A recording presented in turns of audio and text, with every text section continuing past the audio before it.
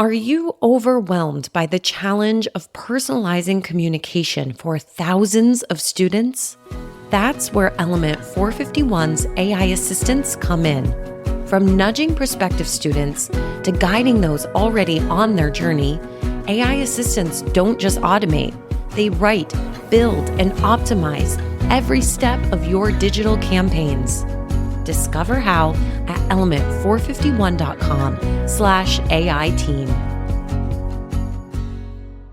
Hi, I'm a Higher Ed CMO, and I have a confession to make. Until I started talking to Jennifer Lonchar from Ambio EDU, I had absolutely no idea what performance TV was, and I didn't realize what a massive game changer it could be for higher ed marketing. This conversation is packed with a ton of ideas for ways that you could use performance TV to amplify your enrollment marketing efforts, advancement marketing efforts, improve yield, do anti-melt. All kinds of things that you could do with performance TV. And the best part is, I don't think there are a lot of institutions doing this yet. So this could be a real opportunity to stand out and be doing something in the marketplace that other schools aren't doing, which I think could give you a massive edge.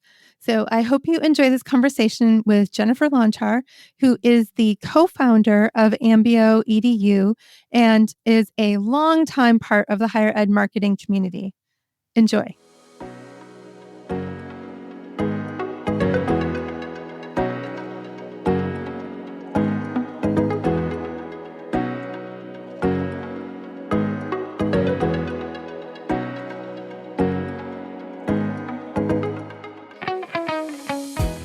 Welcome to Confessions of a Higher Ed CMO, a podcast that empowers higher ed marketers to bring innovation, creativity, and excellence to their work.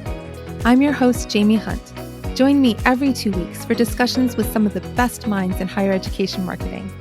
Confessions of a Higher Ed CMO is part of the Enrollify Network, a robust collection of podcasts designed to help higher educational professionals like you grow. Explore our other shows at enrollify.org or check out some of my personal favorites linked in the show notes below. Enrollify is made possible by Element 451, the leading AI-powered all-in-one student engagement platform, helping institutions create meaningful, personalized, and engaging interactions with students. Learn more at element451.com.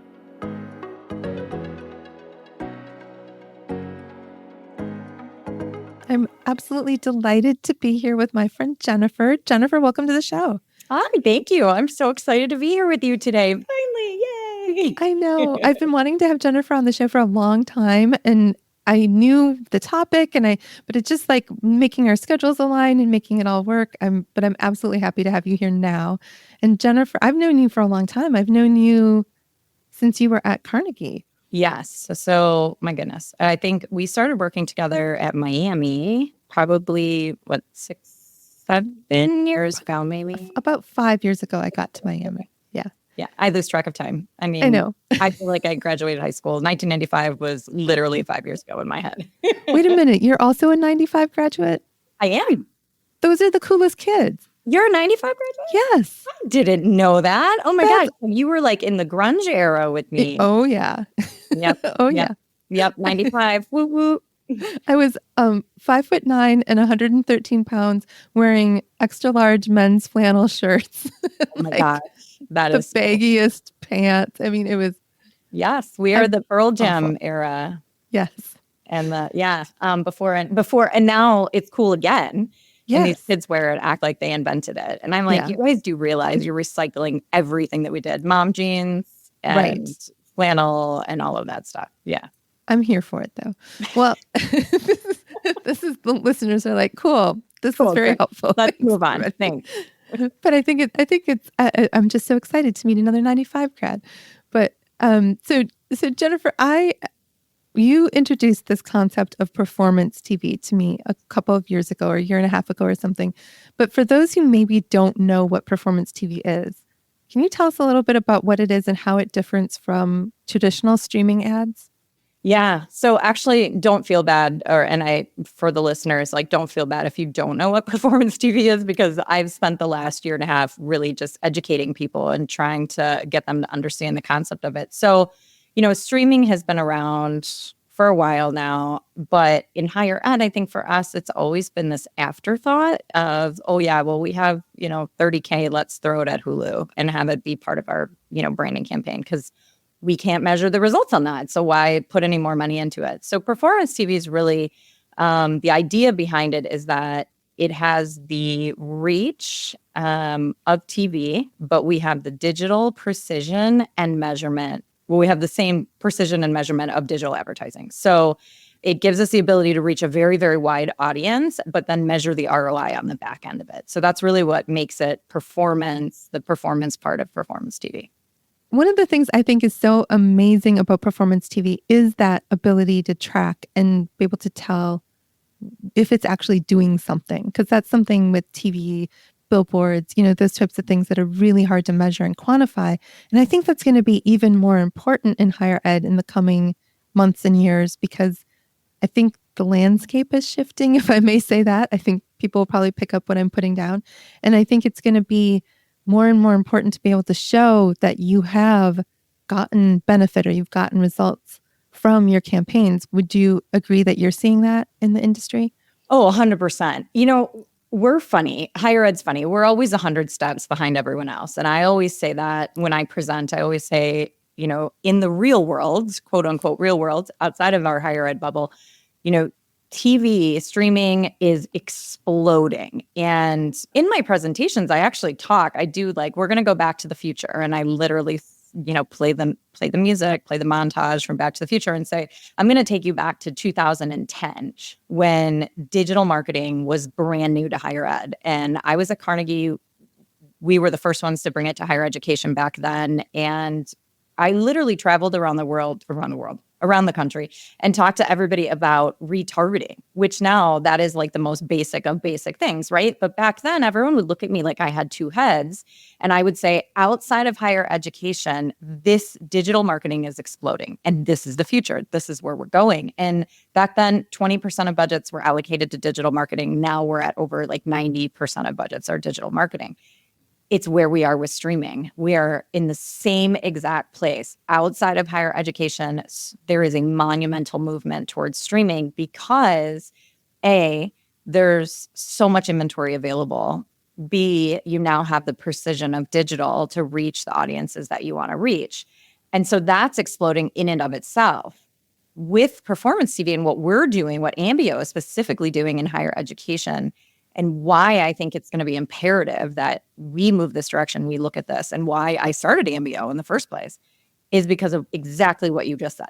We need to measure every penny. We can't afford to be let's chuck $30,000 at Hulu and hope that it works and not know.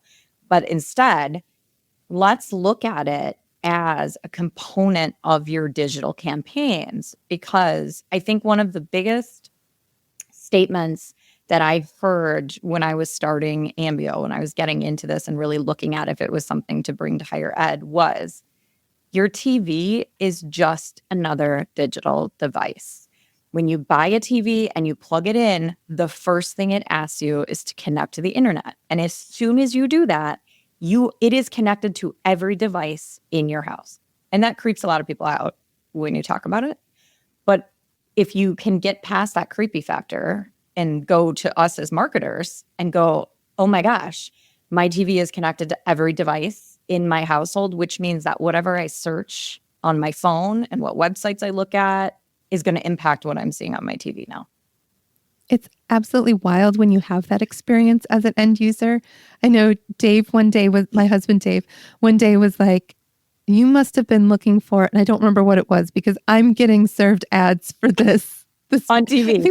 Right. I think it was actually related to menopause. He's like, why am I getting menopause ads? 100%. The pharmaceutical industry has been doing it already for a long time. I mean, they're way ahead of everything, and they've got access to our medical records and things that we search for online. And yeah, every time I visit the dermatologist, I start getting ads on TV for dermatologic medicine. And I'm like, okay, I know why I'm getting this. Broadway, we go to plays. I mean, and again, creepy, Alexa listens, your phones listen, everything listens. And we'll be talking about going to plays and stuff. And I'll start getting commercials for Broadway in Chicago. It's no joke. It happens all the time. It's amazing. But I think that, if you set aside that creepy factor, like you said, I think the idea of us as marketers not tapping into the power that's there is not going to work. Like, we have to tap into the power of the technologies that we have. And I think it's really short-sighted to not be willing to explore what's possible, as long as you're doing it in an ethical way. But I feel confident. But tell me a little bit, I guess, if you don't mind, like, how do you do that in an ethical way? Well, okay. So the biggest thing I think to understand about any of this is that you're not collecting any personal information from anybody. You're not targeting, using personal information. I mean, a lot of what we do, everything that we do actually is really based around household ID, which is a concept not a lot of people are familiar with. Everyone's familiar now with like IP targeting and things like that. But the problem with IP targeting, or opportunity, I guess you have with it, is that IPs are dynamic. They change all the time. So if you're targeting strictly on IP addresses, you're not going to get the same type of reach. The household ID is really rooted in latitude and longitude of that location. And so everything within that household ID is all of your phones, all of your computers, your TV. It's all associated with that household ID. That household ID will never change. Devices can come and go, families can move in and out, but it never changes, right? So we have that, which then is rooted in the home address. So a lot of what we're doing is targeting via home address. But however, we're also able to target high schools by capturing mobile devices. And those mobile devices, like I said, every household ID has devices that are associated with it, right? So we know we can find those household IDs according to those mobile devices. Follow them home. Now you're targeting the parents and the students. That's a lot of what we're doing. There's a whole wealth of demographic information that we can layer in. But again, it's all ethical. None of it is PII data. It's all publicly available information that's out there. We just have the ability to go out and find it. We're sitting on a wealth of information. Some of the really cool stuff, though, that we're able to do that nobody's really talking about is using, like for our Slate users, people that are using Slate and that are using Ping, and they're collecting Ping data on people who are visiting different pages and unknown users. They don't know who these students are. We're able to take that Ping data and we can not only analyze that Ping data down to showing demographic information about those households, what they look like, and identify those households and those devices that are tied back to that Ping data. But then we can turn around and push those into a TV campaign. So now you say, I know these are all our known users that are visiting our admissions page. So we know that they have some kind of interest in our school.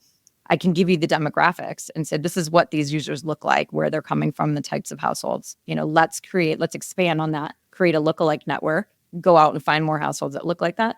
And then simultaneously, let's turn around and actually take those households. Let's put commercials right into the home in front of people. So it's not, again, it's no PII data, nothing's collected or anything like that. And it's just like with digital, you have to be cognizant about it and not put a commercial in the house. It's like, I know you applied to our institution. So can't ever do that, obviously. So I think I've been in this industry long enough to understand there's definitely some gray areas, but I think a lot of it's already happening anyway. We're not doing anything that's unethical. I would say it's two. I know how passionate you are about AI. And, AI is a huge piece of this on the back end. We have AI platforms built in on the back to optimize and to go out and continue to find audiences that are out there and what's relevant, who's searching on what, things like that. Plus using AI to create commercials as well. There's a lot of things that we're doing with that too. That's super cool. I think the ability to use AI to crunch data or analyze data or visualize data or give you reports that make things actionable is just such a powerful use of a tool that I think so many people think is just for creating really bad copy. I mean, I feel like that's what people think these tools, it's like, oh, I can tell when something's generated by generative AI. Like it's not, you don't use it to create copy. That's like the worst use of it. Correct. There's so many tools that you can use it for that people don't even realize. And I think we're just at the tip of the iceberg for it right now, which is crazy if you think of everything that we've done so far. And we haven't even scraped the surface. But I think, using it for campaign management purposes in digital campaigns, but we take a lot of it. If you say this is the type of audience we want to reach and load that in, and the AI is like, okay, I'm going to go find where these people are. And I think on the TV side of things, that's really important because it used to be for TV, and even when I use the Hulu example, very fragmented, very channel-based approach. And that's the other thing that we're doing, and the mind flip that I've had to do with people when I talk to them is, okay, stop thinking about we want to do a Hulu campaign, or we want to be on ESPN, or we want to be on Amazon or whatever. And think of it just as because you don't do that with digital advertising when you're doing it. You're like, we let Google figure out the algorithms and go find our audience. Well, that's what we've built on the back end with the platform is we've pulled all of those networks into one place. And so now you have the ability to say, okay, these are our goals. This is what we want to do. And this is what our audience is. Let's go find them, load them into the platform. It will go out to all the different networks where there's available channels and available inventory, and the commercial will come up where the people are watching. So it's much different than saying, I want to be on ABC 7 at 7:30 before Friends on Thursday night, right? So again, 90-95. I'm We're so cool. Thursday night. Yeah. So not to say that you can't still do that, because you can. If you say, I want to guarantee that I'm on these channels, we can do that too. But I think it's more about now getting people to understand that it's about optimization. It's about letting the algorithms find your audience for you and drive them to your site. I think that's the biggest thing for me right there. And the biggest sort of parallel to the digital advertising is exactly that. Like, you're not saying, I want this ad to show up on ESPN and Washington Post and this shoe store or whatever. You're letting the algorithm do that. And I remember like sitting and trying to be like, what do we think our audience watches? Like, who are we trying to reach? And looking at the demographic profile of our audience, and maybe they probably watch this show on ESPN or whatever. And to have an algorithm saying like, no, don't worry about what they're watching. We'll figure out what they're watching. You worry about who you want.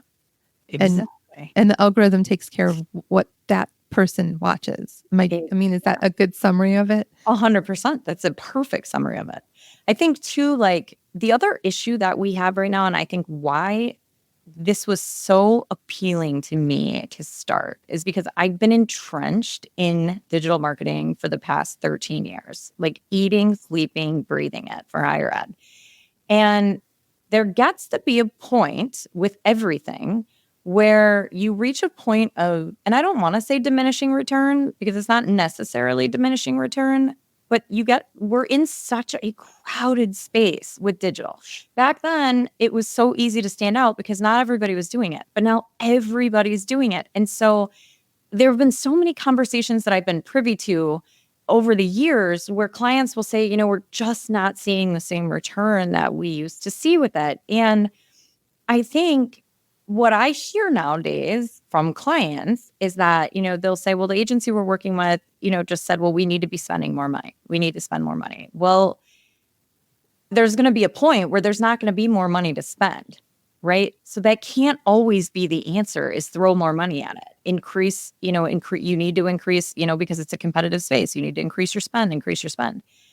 I think we need to figure out a way, institutions need to figure out a way to work smarter and not harder, right? Mm-hmm. So this gives an opportunity. Like I said, if you think as a consumer, and to the listeners out there, really put yourself on the couch, and when you're streaming, think about commercials that you see. We see a lot of the same companies over, and they're big box companies. It's a lot of pharma. It's a lot of, Ford, Chevy, Coca-Cola, like big names that are spending big money. Why do we see those all the time? Because there's so much inventory out there. Somebody's got to use it, and they're paying to use it right now. But that's not a bad thing. That just means for us, there's a lot of space out there where we can have visibility to these parents and to these students. We're just not taking advantage of it as an industry yet. This feels like when I was trying to convince my chancellor, and it wasn't hard because he was so like into this, like we need to be doing geofencing. That's what car dealerships are doing. Like there's opportunity here for us to do some things with this. And people weren't quite doing it that much quite yet. I mean, I still, as recently as a couple of months ago, somebody was talking about geofencing for the first time. And everybody's kind of doing that stuff now. And so finding something new, what's the new thing where you can stand out? And imagine having your school positioned between some of those really trusted brands like Toyota and Coca-Cola and Intel or whatever. And then your school is mixed in with that. I mean, I think there's value to that as well. Well, that's another big thing too. And that's a big thing that TV has brought. And there's a reason why TV advertising has been around so long. And, we're dive deep into like neuroscience and our brain and, all of that, there's something that happens when you see an ad on TV. And there's something that happens with that brand, just that brand trust around that. And not saying that it automatically gives you credibility, but it a little bit does give you credibility. I mean, there's something about seeing it online or seeing it on TV in front of you, or, just that must be an important school.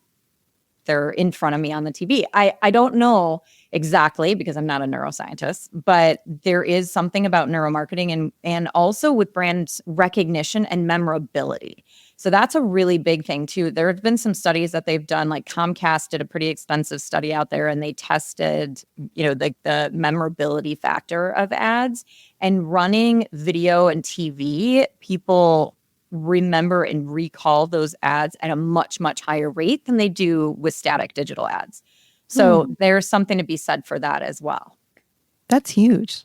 It's huge. It's huge. It was like, I don't have the exact statistics, so please don't quote me on this. And if you want, I can send you the study later and if you want to share it. But the recall, I want to say, was like 3 times higher than digital static ads. So that's something as well. And I think, with that being said, the glory of TV commercials, and if you think about the commercials that you remember over the years, the good ones, right? They told a story, they pulled on your heartstrings, or they made you laugh. You're able to communicate what could be a complicated message. 30 seconds is a lot of time to say stuff. And so for higher ed, the other thing that I've been trying to get clients to understand and to do with this is, especially marketers. It's easier with enrollment leaders to have this conversation than with marketers, because I think it's been ingrained in our head as marketers for so long with TV specifically that it's branding. It's just branding. And so you're making a branding video. So you have a drone flyover of the campus. You have, some nice music in the background. You're not saying a whole lot of things, but you really just want to, showcase how amazing the school is. Well, now, from an enrollment driving perspective, let's take those videos and make them more personal and more relevant, because you now know who you're reaching, right? You can reach current inquiries with these videos. They're already interested in you. They've already, sometimes, if you're doing a yield campaign, they're already applied, accepted, have gone through the gauntlet. What are you going to say to them to make them deposit? What are you going to say to them to make them apply? Because a drone flyover is not going to do it. There needs to be a message in there from students or from alumni that are saying, like, this school literally changed my life, and it will do the same for you. So that's been a huge thing for me. So how do you make 4 different versions of the commercial that you're running throughout the year, running during when you're doing student search, and you might be doing senior search in the fall and you're running something, but then you switch over to an apply now message, and then you switch over to, a yield driving message. Then you switch over to a summer melt message. I mean, there's so many uses for it throughout the entire year. I love how you're thinking about that. And I'm writing a book right now, and I'm writing a book about how applying empathy to your marketing. And I don't mean empathy in the sense of being nice. I mean empathy in the sense of really understanding the needs, desires, journey, challenges, opportunities of your audience. How really applying empathy to your marketing is what's going to make you stand out in the marketplace. And I think if you combined that, which it sounds like you're thinking about, that storytelling, that emotional driving a student and what they need in that moment or what part of the college search they're in, when you're combining that with something that's new to higher ed or newer to higher ed, like the performance TV technology, that's a big differentiator, I feel like, in a marketing strategy. I love that. First of all, I love that you're writing a book. That's amazing. Thank you. And I love the topic. I think that's also amazing. And yes, you're 100% correct. And I was just kicking myself for not, you know this because you started your own business. Starting your business is very daunting, and going out on your own is very daunting. No matter how long you've been in this industry and how many people you know, it's just a very scary thing. So it took me a long time to decide to do this for myself. And now I'm kicking myself and wishing, oh my gosh, I wish I would have done this like just even 3 or 4 months earlier, because this would have been the most perfect tool when we had the whole FAFSA debacle last year. Imagine if you could put out a commercial to your inquiries or to your prospect pool and say, we understand this is a challenging time right now, especially for those of you with financial, like given the challenges we have in the financial aid world right now. Call us. We're here for you. We have a team that's here for you. We'll walk you through. We'll explain the process. We'll hold your hand. We'll do whatever. Like that could have been a life raft for a lot of schools that took a huge hit because of that. If you could have put out that mass message, I know they were doing emails. I know schools were doing things like that. But to get into the living room in front of the parents, financial aid is a very difficult thing when you're going through the college search process. And I have friends right now that have high school seniors, and I can't even tell you how many of them send me messages all the time. They're like, what does this mean? What does this mean? What do I do with this when I'm filling out the FAFSA and I have this blah, blah, blah, blah, blah, blah, all these issues. And one of them actually said to me yesterday, she's like, this is not easy. No. And I said, she said, they do not make it easy for you. And I said, no, they definitely don't. And I said, I remember that when Lainey was going through it and thinking, man, you talk about having empathy. Like it really made me think about all those kids out there that don't have the resources or the support system to help them through the process, or even know where to turn, or even know that schools care about wanting to help them. So imagine that audience. And if you're a school that was reaching them and put out a message really saying like, this is not an easy process. Let us help you. We'll be there for you. I mean, you talk about credibility right there. Those schools, I mean, if it was me, I would be like, yeah, that's a school I need to apply to, or I need to call them. So there's so much more that we can do with it. And I mean, this is a platform to not only stand out, get out of the crowd, but really like show your empathetic side. It's perfect. It is. It's perfect. It's a perfect opportunity. So, and I think that can be daunting in itself too. And schools are like, I don't know where to start. I don't know what to say. I don't know, let us help you. Let us be a guide. Let us, we can help create the commercials. We can help with script writing. We can help with all of that too. It's not expensive to do it. So I think that, I hope people listen to this and take if they take one thing away from, what they're doing with streaming is, trying to change the script on the back end to get away from just branding and awareness, and let it be your voice. Let it be your platform. Let it be your 30-second unskippable stage in front of those students. Is that your elevator pitch? It's your 30-second unskippable stage? Yes. I love that. I actually love saying that. Like you have a 30-second unskippable stage where your school is in the spotlight. Like that's it. That's really what it is. Well, do you have any success stories? Because you started this, like a year and a half-ish ago? Tell us a little bit about your success stories so far. So I actually started this October 1st of 2023. So it's been just a little over a year, but I actively didn't start promoting it until probably February of this year, because we really wanted to build out the website and get things, get a solid platform on the back end. So since then, yes, we already have a tremendous amount of success stories on the back end. In fact, all of the schools that we've worked with so far, I think I'm up to about like 15 big clients, have all renewed their contracts and expanded what they're doing with us already, because they were able to see such tremendous results. So University of Iowa is a big client that we've worked with, and they really started out with some test campaigns because they were working with some other vendors doing streaming. And so they said, we hear you. Okay, we'll give you a chance and see what happens.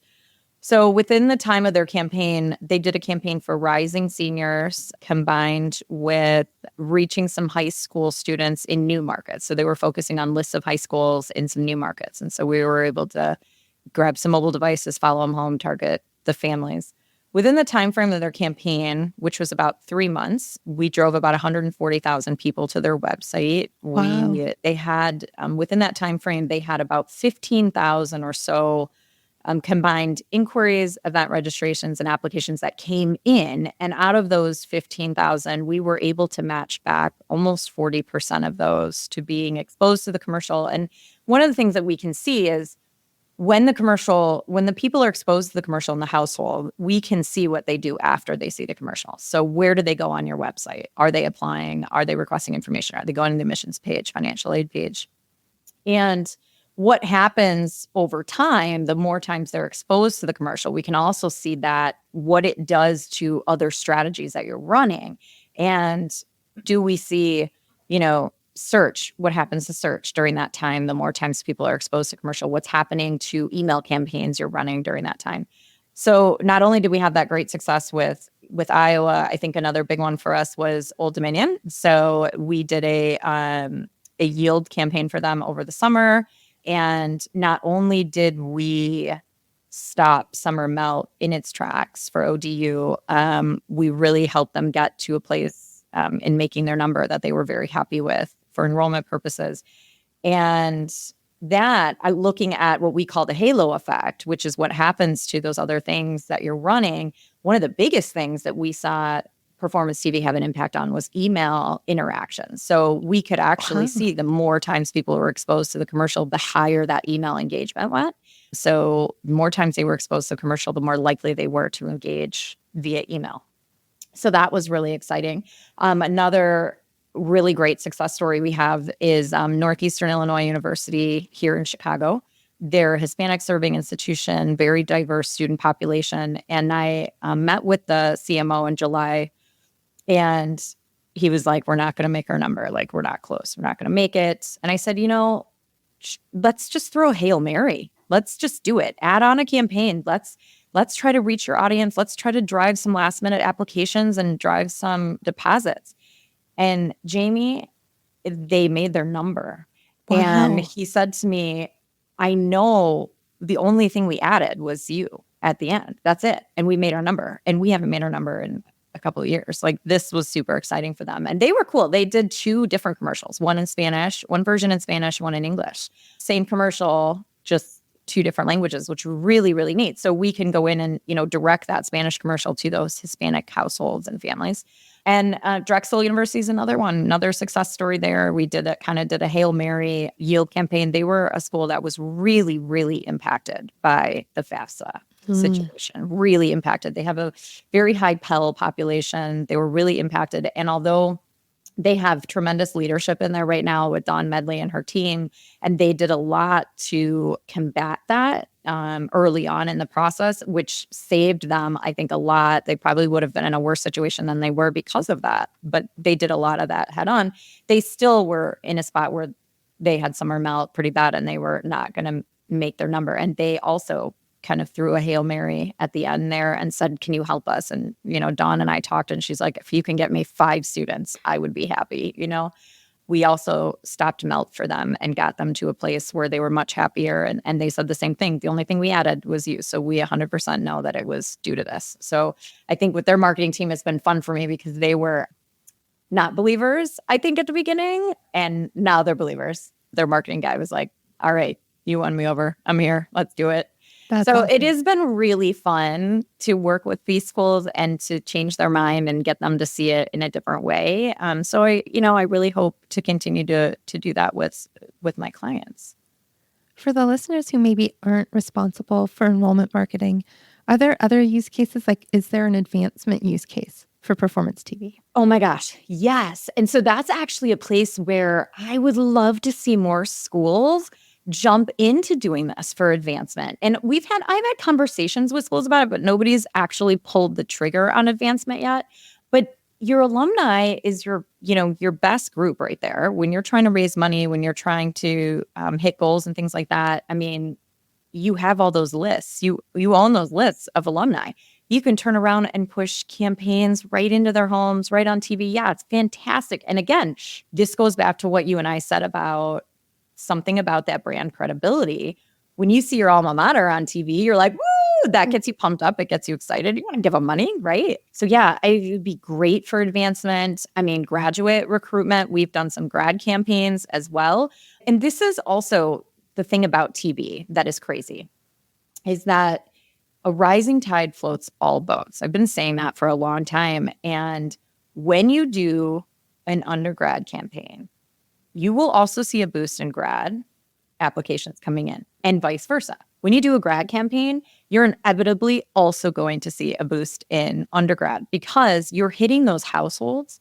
And so it's still the school getting in front of a potential new fresh eyes audience. So even if it's a grad commercial, we still see undergraduate inquiries and leads come in, which is crazy. But with grad, it's a little different because the timeline's different, right? And that audience takes, 18 to 24 months to make a decision. So that I would say, you can't necessarily do, like you could do some Hail Mary campaigns like with undergrad, but graduate takes a little more thought and it might be more of a 3 months on, 2 months off, 3 months on, 2 months off type exposure. So each audience is very, very different. Transfer is another one that could be really great. And I have a couple schools that are thinking about doing some transfer campaigns this spring right now. So yeah, I mean, reaching niche audiences, there's so many things you can use it for. I would love to hear you talk a little bit about how you would integrate performance TV into a traditional campaign or campaigns that have traditional channels like email and social media and that sort of thing. Yeah, I mean, it's not designed. So if you think about TV too, here's the other thing that I always tell people. I am never going to be an advocate to come in and say, this is going to be your silver bullet that's going to solve all your problems, because we all know that that does not exist. And if we all figure out one day that it does exist, I hope I'm the one that figures it out, because that will make me very rich. But it's not designed to be It's not designed to be just the standalone, because then if it is used as a standalone, it might as well be a branding tool, right? People are coming in from so many different directions. And the other thing you have to remember is that we're still not at a point where everybody is streaming. There is still about 30% of households that have not cut the cord yet. We call them cord cutters. Those have switched from like traditional cable over to streaming. But there's still about 30%. Now that number is going down all the time.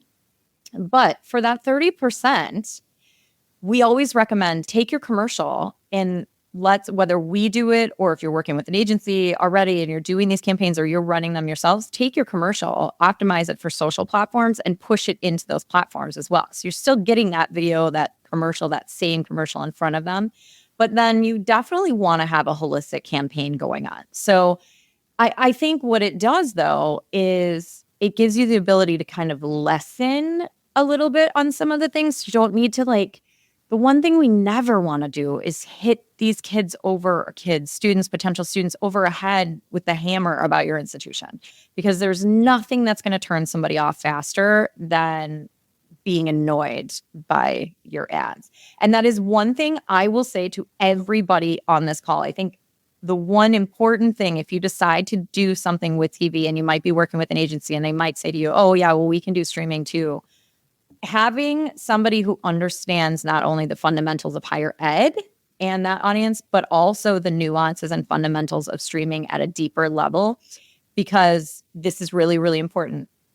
My husband came downstairs. You talk about Dave, I'll talk about Kyle. I'll give him a little shout out here. He crunches numbers all day. That's what he does for his job. We are very different people in that aspect. That would drive me crazy. But he does it. He likes it. Whatever.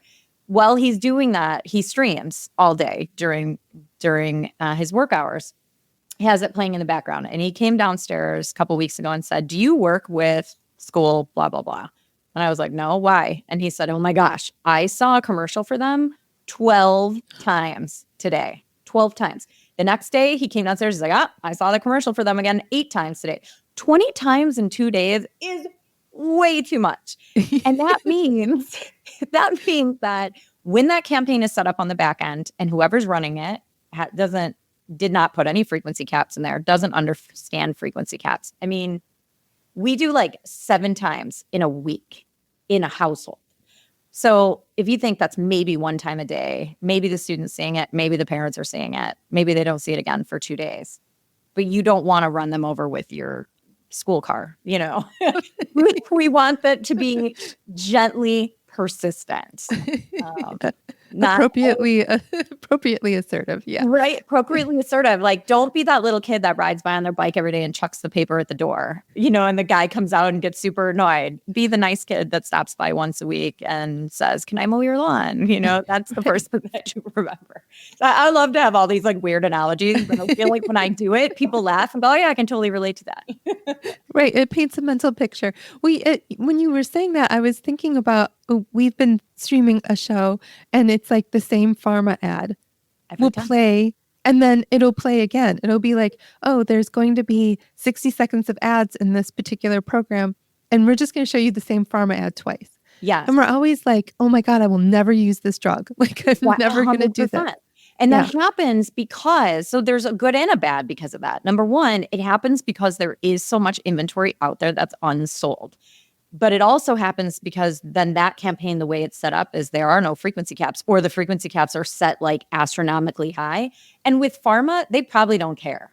Yeah. I mean, they don't care. If you say, I don't want to use that drug, and your doctor says you're going to use that drug, you're going to use the drug, right? So that's the other thing too, is that I think if you work with someone who doesn't understand the nuances of higher ed, and that students aren't necessarily shopping, if I say shopping loosely, for a degree, the same way that they're shopping for a new car or a pair of shoes or, whatever it is that we're seeing commercials for out there.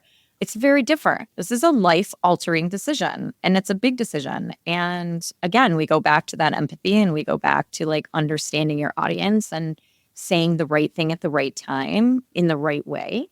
It's a very personal experience, and this can be used in a very personal way. I actually, when I do presentations, I show examples of 3 really good commercials over the years that people remember. And there's a reason, because they're very thoughtfully done. They tell a story. They're memorable. And one of them is, and you'll remember all 3 of them, I'm sure.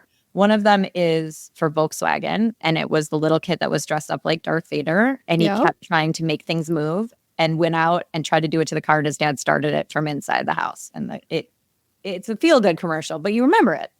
The other one is the original State Farm Jake khaki pants. That one, revolutionized, brought khaki pants back again that were out of style. Everyone was like, khaki pants. And the third one, when I show it, I have a visceral reaction from the audience because it gives you goosebumps, makes you tear up. And it was only shown one time. It was during the Super Bowl, and it was 10 years after 9/11. And it was a Budweiser commercial. And there's no talking during the commercial. It's just music. And the horses are pulling the wagon, and it shows them going across the Brooklyn Bridge, and they're going, and then they just come up in the grass, and you see the skyline of Manhattan in the distance, and the horses kneel, and it just says, "We'll never forget." And that commercial, I mean, there's no better like storytelling, but that's the power that we have with video and creative and scripts, and we can do that. Like, do it. Why aren't you doing it?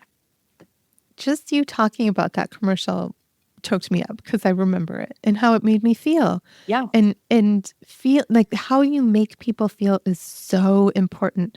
I always say facts inform, emotion transforms. I love that. Trying to get people to make a transformative decision, right? Like where you go to college is probably second only to who you choose to partner with. If you choose to partner with somebody for life. Those are the biggest decisions of your life. You're going to meet your future friends, your future mentors. You're going to meet the people that are going to be in your life for the rest of your life. We're going to introduce you to people who can give you jobs, that are going to be the people that stand up for you at your wedding and carry your casket at your funeral. I mean, it's such an important decision. Yes. And if you can trigger that sense of emotion and that sense of, I want to be a part of this, that's what really gets people in the door, I think. I literally feel like you just wrote an amazing commercial script. Like I just envisioned it in my head of two people meeting at college as roommates and kind of going through flashes of that at different points in their life and being bridesmaids and being there for each other and being all of these things, having babies. That gave me goosebumps, you saying that, and me thinking about how that you could put that into a 30-second commercial that for a school, that it could change your life, just showing, and someone could be like, oh my gosh, I want that. But now I wish I were on a campus because I would hire Jennifer and put that commercial out and whoever runs that commercial, Jamie gets credit for it and let me run it. Right. Please let me know and send me a $5 Starbucks gift card for it. Anyways, so I guess one of my last questions is, what do you see on the horizon for performance TV? Because if I know anything about you, I know it's that you're not just going to sit there and be like, this is it. This is the product and this is the tool and this is what we're doing. What's on the horizon? Well, I mean, hopefully I see, more schools embracing it. One of the things, and so, hopefully we're going to be moving into a space where it's going to start to become more of the norm. I'm really excited about that. But the landscape of TV in itself is changing, and we're going to see so much more coming out of this. Like, think about, because right now I say to people, the other reason why you need to incorporate it into the other pieces of your campaign is because you still cannot click on a TV commercial, right? So when we measure ROI on a campaign, we're measuring back at the end. So a school is sending us all of their inquiries, applications, blah, blah, blah. We're matching it back to that household ID and the timestamp of when the commercial was shown and all of that. So there's still kind of a little bit of a manual process that we have to do on the back end. So in terms of next steps moving forward, I think we're going to have a lot more AI, a lot more interaction. It's going to take a while for things to catch up in higher education. So we still have some time where what we're doing right now is amazing. But we're definitely just going to see it explode. I can tell you that, because outside of higher ed right now, it's growing at astronomical rates. And there's new articles that I read every single day about how much growth we're seeing and what these companies, these TV companies, smart TV companies are coming out with now, more interaction and things like that. So I think that's where we're going to see it go. I just hope that we can get on the train and adopt it, a lot faster than we do everything else. My favorite thing about higher ed is how pokey it is. Said no one ever. Exactly. It's amazing how pokey it is. Jennifer, this has been such a great and helpful and insightful conversation for people. If somebody wants to chat with you about this, where can they find you? So you can email me at jlonchar, Lonchar, at ambioedu.com. Or you can visit our website, ambioedu.com, or, reach out to me on LinkedIn. I'm pretty easy to find. Well, and as always, listeners, you can find me on LinkedIn at Jaime Hunt. I'm now on Blue Sky at Higher Ed CMO, and I'm there all the freaking time, and on LinkedIn all the freaking time. Or you can find me on my website at solvehighered.com. I would love to hear from you. And I really want to hear from anybody who stole the idea for the commercial with the lifespan of what college means. Because I think you're right. That tells the whole story of what college really gives you beyond your education. I mean, perhaps that's how we talk about the value of higher education. So yeah, I would love to hear about that. But until then, and in the meantime, of course, as always, we're going to go out and we're going to bust some silos. Confessions of a Higher Ed CMO is part of the Enrollify podcast network.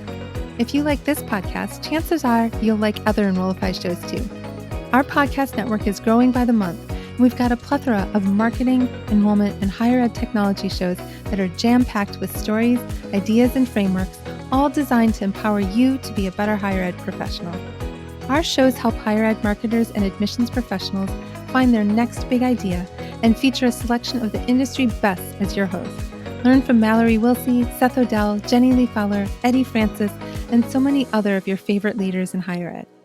Enrollify is made possible by Element 451, the leading AI-powered all-in-one student engagement platform, helping institutions create meaningful, personalized, and engaging interactions with students. Learn more at element451.com.